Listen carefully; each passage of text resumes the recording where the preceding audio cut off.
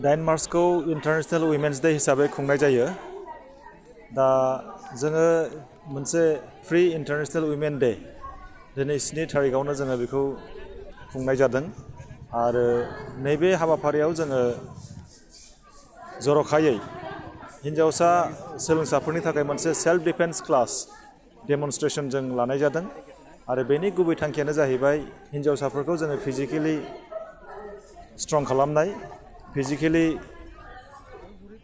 गोहो होनाय, जाहाथे हिन्जावफ्रा बा आइजोफ्रा गावखौ फिजिकेलि स्ट्रं खालामनानै गुबुन गुबुन जि सम सम नुजाथिबाय थानाय खैफोद बेफोरनिफ्राय जाहाथे रैखाथि मोननो हायो।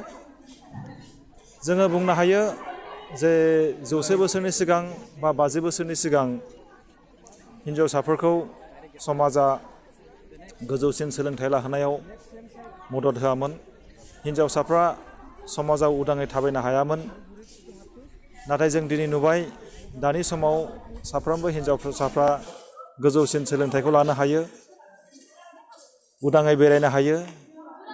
होनब्लाबो जों मिथिबावगौ जे उदाङै बेरायनो हायोब्लाबो समाजाव गोबां समावनो हिन्जावसाफ्रा गोबां रोखोमनि जेंना भुगिनांगौ जायो, जेरै आथोनारि साजा होजानाय बा मेलेमारि साजा होजानाय, देहायारि साजा होजानाय बेफोरखौ जों नुदों।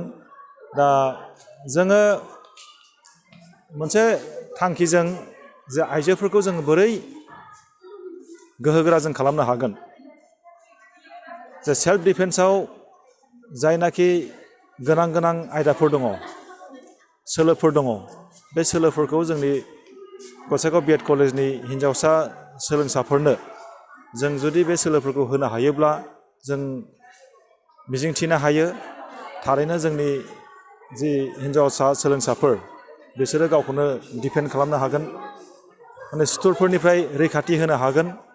आरो नैबे दिनैनि हाबाफारियाव जोङो टाइकन्ड'आव सासे ब्लेक बेल्ट 5th डान बेनि सासे स्पेसियलिस्ट एक्सपार्ट जोङो हांख्रायहरदों आरो बिथाङा डेमनस्ट्रेशन होनायजों लोगोसे माखासे फोरोंथाइबो होबाय।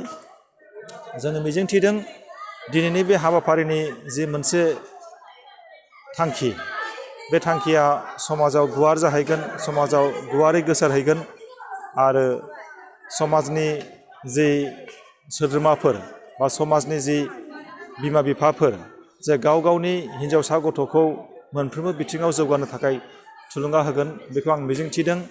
जोङो मोनसे बाथ्राखौ जोङो मख'नो हागोन, 2012 मायथाइयाव निर्भया केसआ जेरैबायदि दुखुनांथाव बयनिबो गोसोखौ गाबखांहोदों। सासे 23 बोसोरनि निर्भया होननाय सासे हिन्जावसाया जेरैबायदि रेप खालामनानै बुथारजादों, रेप खालामजादों। दा बे जोंनि समाजनि थाखाय, सोद्रोम समाजनि थाखाय जोबोरै लाजिनांथाव।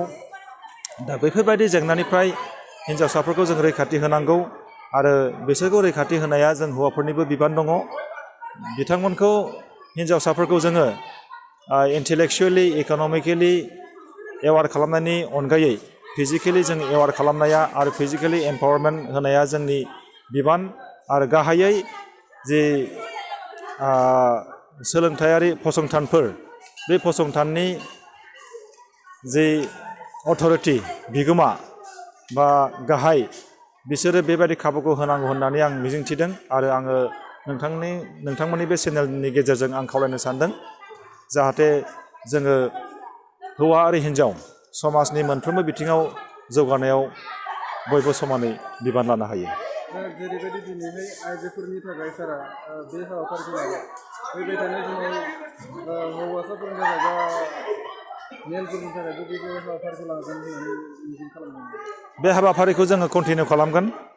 जोङो सप्तासेयाव खेबसेखौ जों नाजागोन आरो जोंहा जोंनि कलेजाव फिजिकेल इडुकेसननि फोरोंगिरि 2 दंखायो।